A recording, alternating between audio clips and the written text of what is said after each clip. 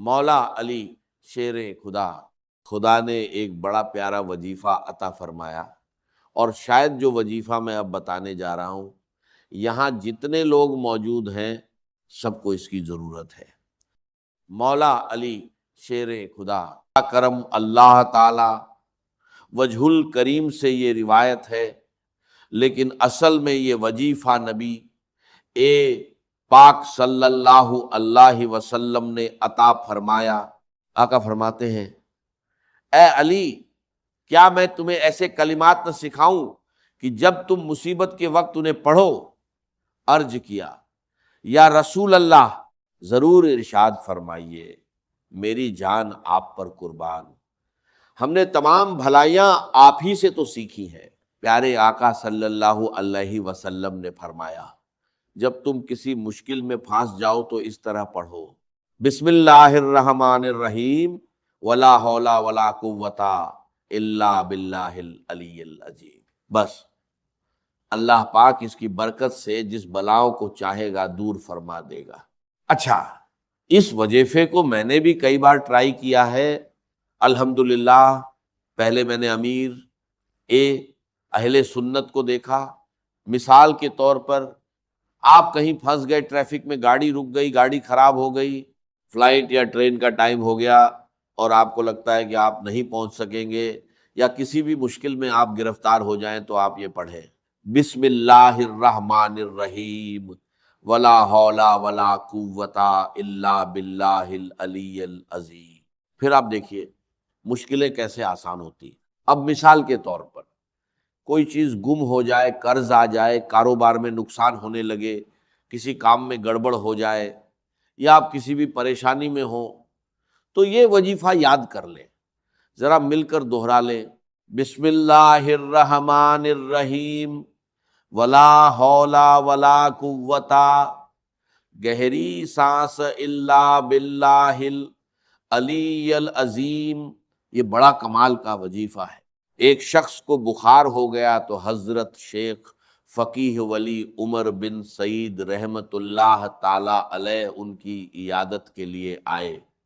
جاتے ہوئے ایک تعویذ عنایت فرمایا اور کہا، اسے کھول کر مت دیکھنا۔ ان کے جانے کے بعد اس نے تعویذ پہن لیا تو بخار فوراً چلا گیا، مگر اس سے رہا نہ گیا۔ اس نے تعویذ کھول کر دیکھا کہ آخر اس میں کیا لکھا ہے۔ اس نے دیکھا کہ اس میں بسم اللہ الرحمن الرحیم لکھا تھا۔ دل میں وسوسہ آیا کہ یہ تو کوئی بھی لکھ سکتا ہے۔ جیسے ہی عقیدت میں کمی آئی، فوراً بخار پھر بڑھنے لگا۔ لوگ اللہ والوں کا بھی ٹیسٹ کرتے ہیں، ایسے بھی لوگ ہوتے ہیں۔ جب اس نے شک کیا تو بخار بڑھ گیا۔ پھر وہ دوڑتا ہوا حضرت کی بارگاہ میں گیا اور عرض کی، حضور مجھے معاف فرما دے، میں نے تعویذ کھول دیا تھا۔ آپ نے دوبارہ تعویذ لکھ کر دیا۔ جیسے ہی اس نے باندھا، اس کا بخار پھر اتر گیا۔ اس بار اسے کھولنے سے منع کیا گیا تو وہ ڈر کے مارے نہیں کھولا۔ آخر 1 سال بعد جب کھولا تو اس میں پھر بھی بسم اللہ الرحمن الرحیم ہی لکھا تھا۔ سبحان اللہ، اس میں بڑی برکتیں ہیں۔ یہ بھی بتایا گیا ہے کہ اگر کسی کی ناک سے خون بہنے لگے تو پیشانی سے بسم اللہ الرحمن الرحیم لکھنا شروع کرے اور ناک کی نوک تک لکھے، انشاءاللہ خون رک جائے گا۔ بہرحال بہت سے وظائف ہیں۔ ایک اور وظیفہ آخر میں سن لیں۔ جو شخص سورج نکلنے کے وقت سورج کی طرف رک کر کے 300 بار بسم اللہ الرحمن الرحیم اور 300 بار درود شریف پڑھے، اللہ تعالیٰ اسے ایسی جگہ سے رزق عطا فرمائے گا جہاں اس کا گمان بھی نہیں ہوگا، اور روزانہ پڑھنے سے انشاءاللہ 1 سال کے اندر مالدار ہو جائے گا۔ وظیفہ پھر دوہرا دیتا ہوں، پہلے فجر کی نماز ادا کریں، پھر جب سورج طلوع ہو اس وقت سورج کی طرف رک کر کے ہاتھ میں تسبیح لیں، 300 بار بسم اللہ اور 300 بار درود پاک پڑھیں، انشاءاللہ آپ دیکھیں گے کہ اللہ پاک رزق میں کیسی برکت عطا فرماتا ہے، ملے گا۔ اللہ کی رحمت سے کاروبار پر بھی برکتیں نازل ہونا شروع ہو جائیں گی۔ واقعہ ہے ایک شرابی کا، اور اس کی زندگی میں ایک ایسا ٹرننگ پوائنٹ آیا جس نے اس کی زندگی بدل کر رکھ دی، کہاں سے کہاں پہنچا دیا۔ بہت امیزنگ سٹوری ہے۔ ماجرا یہ تھا کہ وہ شرابی نشے میں دھت کہیں جا رہا تھا، راستے میں ایک کاغذ پر نظر پڑی، ماشاء اللہ یہاں قرآن پڑھنے والے، پڑھانے والے اور اپنی دکانوں پر مدرسہ لگانے والے بھی موجود ہیں۔ تو آج قرآن پاک کی صرف ایک آیت کی فضیلت کی بات کرنی ہے۔ پورے قرآن کی شان تو نرالی ہے، مگر ایک آیت میں کیا کچھ ہے، اس سے اندازہ ہوگا کہ رب کے کلام میں کتنی عظمت ہے۔ وہ جو نشے میں جا رہا تھا، اس نے دیکھا کہ ایک کاغذ کا ٹکڑا پڑا ہے اور اس پر بسم اللہ الرحمن الرحیم لکھا ہوا ہے۔ اب اس کے دل میں خیال آیا، میرے رب کا نام زمین پر، ادب کا خیال آیا، عزت کا خیال آیا کہ ایسا نہیں ہونا چاہیے۔ حالانکہ وہ غلط کام میں تھا، شراب کے نشے میں تھا، مگر اس نے عطر خریدا، اس کاغذ کو صاف کیا، اس پر عطر لگایا اور اسے بلند جگہ پر رکھ دیا، پھر اپنے کام میں لگ گیا۔ اسی رات ایک بزرگ کو خواب میں اشارہ ہوا کہ جاؤ میرے اس بندے سے کہو تم نے میرے نام کو پاک اور صاف جگہ پر رکھا، بلند جگہ پر رکھا، ہم تمہارے نام کو بھی بلند کریں گے۔ اب بزرگ اس بندے کو جانتے تھے، کہا وہ تو شرابی ہے، یہ پیغام اس کے لیے کیسے ہو سکتا ہے؟ انہوں نے سمجھا شاید خواب میں غلط فہمی ہوئی، دوبارہ سو گئے، پھر وہی پیغام، تیسری بار بھی وہی حکم ملا۔ اب وہ بزرگ اسے تلاش کرنے نکلے، ڈھونڈتے ڈھونڈتے پتا چلا کہ وہ اس وقت بھی شراب کی محفل میں بیٹھا ہے۔ باہر سے آواز دی، باہر آئیے۔ وہ تو نشے میں مست تھا، تو کسی کو اندر بھیجا گیا کہ جاؤ کہو تمہارے لیے پیغام آیا ہے۔ اس نے پوچھا میرے لیے کون پیغام لایا ہے؟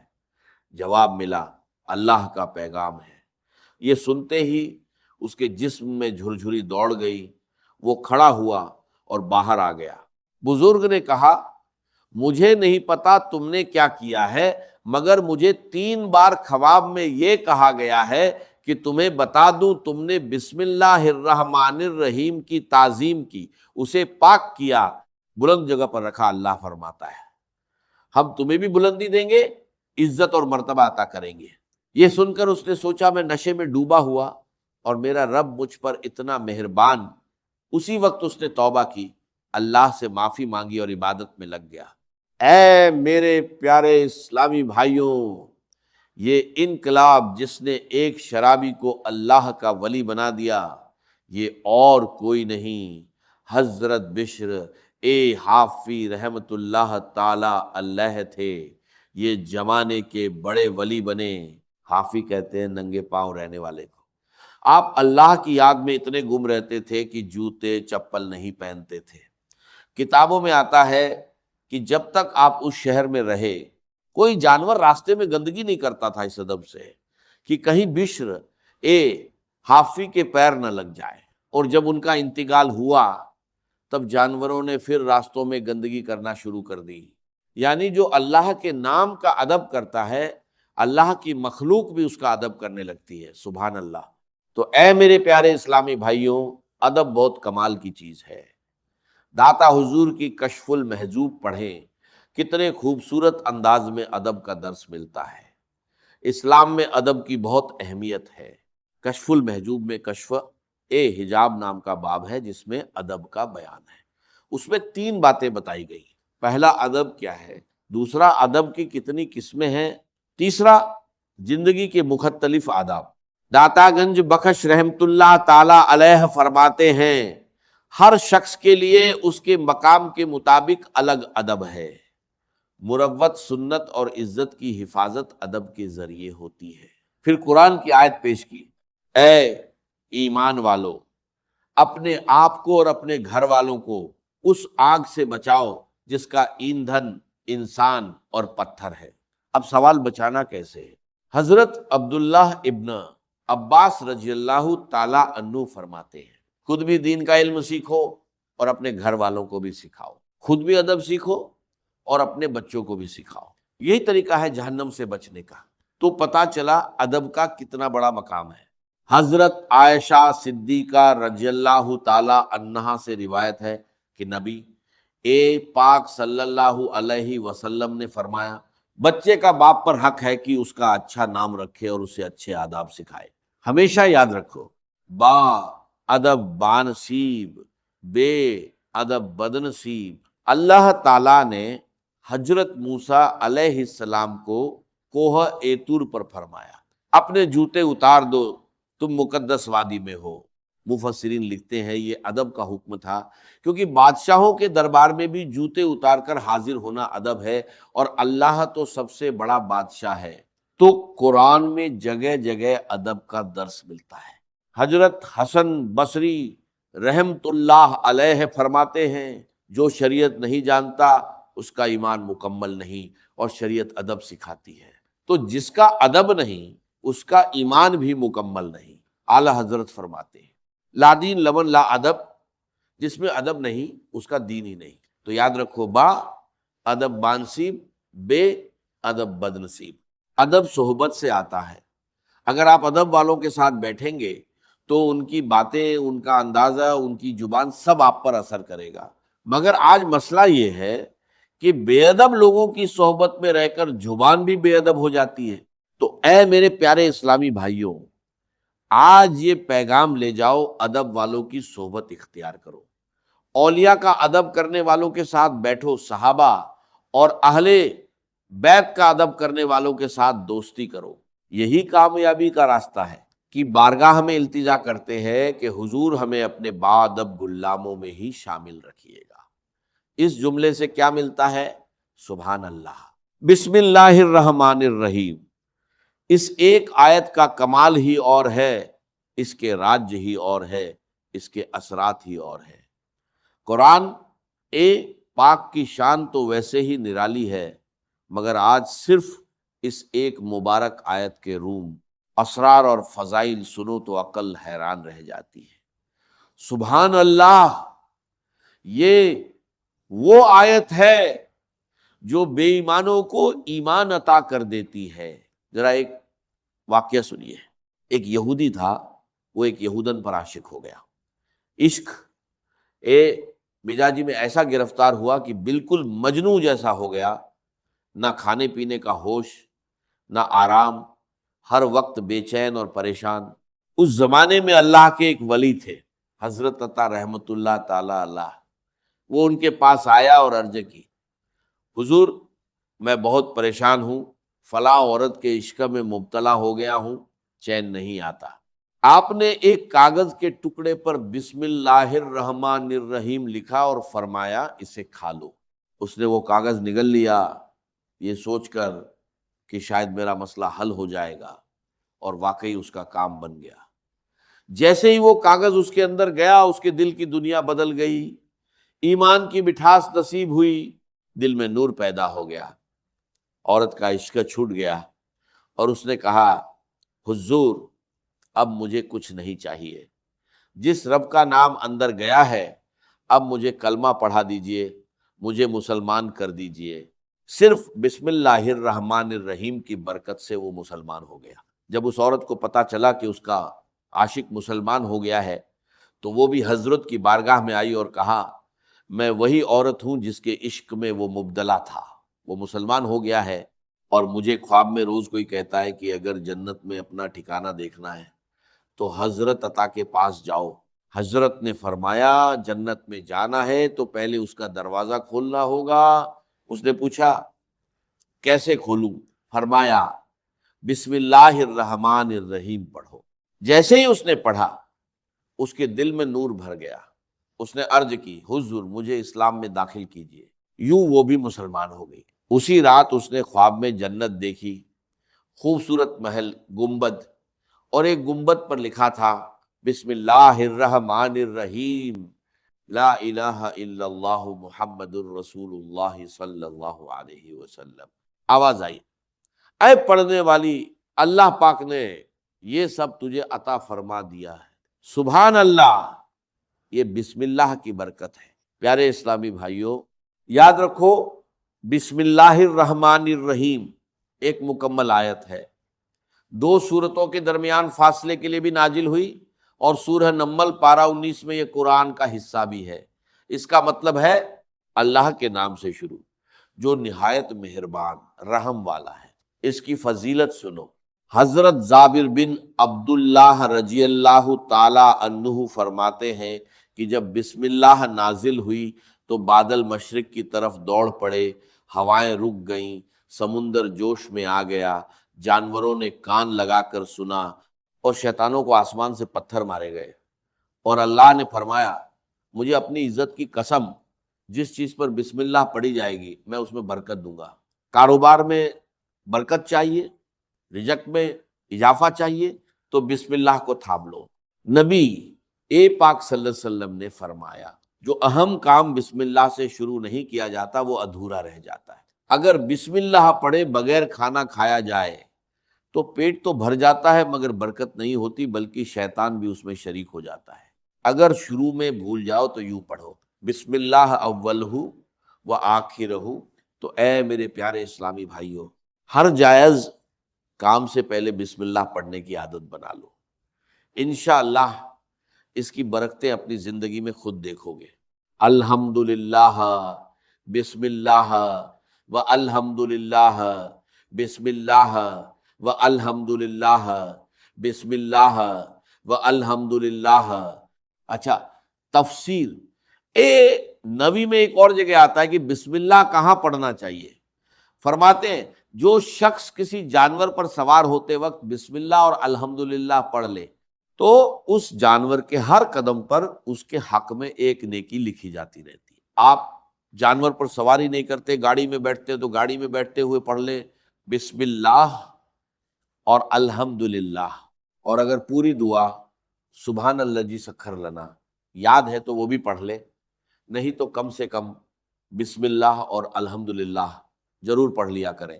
اسی طرح جو کشتی ناؤ میں سوار ہوتے وقت بسم اللہ اور الحمدللہ پڑھ لے، جب تک وہ اس پر سوار رہے گا اس کے لیے نیکیاں لکھی جاتی رہیں گی۔ یہ ثواب کا میٹر ہے مگر ہم پڑھتے ہی نہیں۔ اگر کوئی ہم سے کہہ دے کہ آپ گاڑی میں بیٹھتے وقت بسم اللہ اور الحمدللہ پڑھ لو، آج کا پیٹرول فری ہو جائے گا، تو بندہ کبھی بنا پڑھے نہیں بیٹھے گا۔ آپ کو دنیا کا نفع بتایا جائے تو ہم ترنت مان لیتے ہیں، مگر میں آپ کو آخرت کا نفع بتا رہا ہوں۔ ہر قدم پر ثواب مل رہا ہے تو پلیز اس وظیفے کو تھام لیجئے۔ اور ایک اور اہم بات، اپنے بچوں کو بھی بسم اللہ کی عادت ڈالیں، یہ اللہ کو بہت پسند ہے۔ ذرا ایک واقعہ سنیے۔ حضرت عیسیٰ علیہ السلام ایک قبر کے پاس سے گزرے، اللہ نے آپ کو ایسی نگاہ دی تھی کہ آپ نے دیکھا قبر میں عذاب ہو رہا ہے۔ کچھ عرصے بعد پھر ادھر سے گزرے تو دیکھا کہ اب اس قبر میں نور برس رہا ہے، عذاب ختم ہو چکا ہے۔ آپ نے اللہ کی بارگاہ میں عرض کی، اے مولا، پہلے عذاب تھا اب رحمت اور نور ہے، اس کا راج کیا ہے؟ اللہ کی طرف سے ارشاد ہوا، جب یہ بندہ دنیا سے گیا گناہ گار تھا اس لیے عذاب ہو رہا تھا، مگر اس کے انتقال کے وقت اس کی بیوی حمل سے تھی، بعد میں بیٹا پیدا ہوا۔ جب وہ تھوڑا بڑا ہوا اس کی ماں نے اسے مدرسے بھیجا، استاد نے اسے بسم اللہ پڑھائی، تو اے عیسیٰ، مجھے حیا آئی کہ میں اس شخص کو زمین کے نیچے عذاب دوں جس کا بچہ زمین کے اوپر مجھے رحمان اور رحیم کے نام سے پکار رہا ہے۔ یہ ہے بسم اللہ کی برکت۔ میرا بچہ قرآن پڑھے اور میری قبر میں رحمتوں کی بارش ہو جائے، اس سے بڑی نعمت کیا ہوگی؟ خدا را اپنے بچوں کو قرآن سکھائیے۔ آج ہم دنیا کی دوڑ میں لگ گئے ہیں، فلاں یونیورسٹی، فلاں ڈگری، فلاں کریئر، ہم اس کے خلاف نہیں ہیں، لیکن اتنا بھی مت بھاگو کہ اپنا دین ہی بھول جاؤ۔ ایک چھوٹا سا ٹیسٹ لے کر دیکھ لو، بچوں سے پوچھو کتنے کرکٹرز کے نام یاد ہے، پھر پوچھو کتنے ایکٹر، سنگر، سیاستدانوں کے نام یاد ہیں، کئی صفحے بھر جائیں گے۔ پھر پوچھو کتنے نبیوں کے نام یاد ہیں، کتنے صحابہ، کتنے اولیاء۔ یہیں سے پتہ چل جائے گا کہ ہم کدھر جا رہے ہیں۔ یاد رکھو، مرنے کے بعد بیٹا گوگل، فیس بک، انسٹاگرام کھول کر اصالے ثواب نہیں کرے گا۔ اگر اسے قرآن پڑھنا آتا ہوگا تبھی وہ تمہارے لیے دعا کرے گا۔ اپنے بچوں کو دین سکھاؤ۔ کچھ لوگ بچوں کو دین سے دور رکھتے ہیں، اور جب بچے بڑے ہوتے ہیں تو شکایت کرتے ہیں کہ بچہ ادب نہیں کرتا۔ یاد رکھو، اگر تم بچے کو دین کے حوالے کر دو گے تو دین اس بچے کو تمہارے حوالے کر دے گا۔ قرآن سکھائے گا، ماں باپ کا ادب کرو، انہیں اف تک نہ کہو، حدیث سکھائے گی، محبت سے ماں باپ کو دیکھنا بھی جنت کا ثواب ہے۔ جب بچہ دیندار بنتا ہے تو وہ خود ادب والا فرما بردار بن جاتا ہے، اور اگر دین سے دور رہا تو ایک دن تمہارے سامنے کھڑا ہو جائے گا۔ آج کل ایک عجیب دستور بن گیا ہے، جب بچہ دنیا میں بڑا بنتا ہے تو ماں باپ ڈرتے ہیں کہیں اسے برا نہ لگ جائے، لیکن جب بچہ دین میں بڑا بنتا ہے، عالم مفتی بنتا ہے، تو وہ خود ڈرتا ہے کہیں میرے ماں باپ ناراض نہ ہو جائیں۔ یہی فرق سمجھ لو۔ اپنے بچوں کو قرآن سکھاؤ، دین سکھاؤ، اگر وہ نیک بن گئے تو انشاءاللہ ان کی دعا، ان کے اعمال تمہاری مغفرت کا ذریعہ بن جائیں گے۔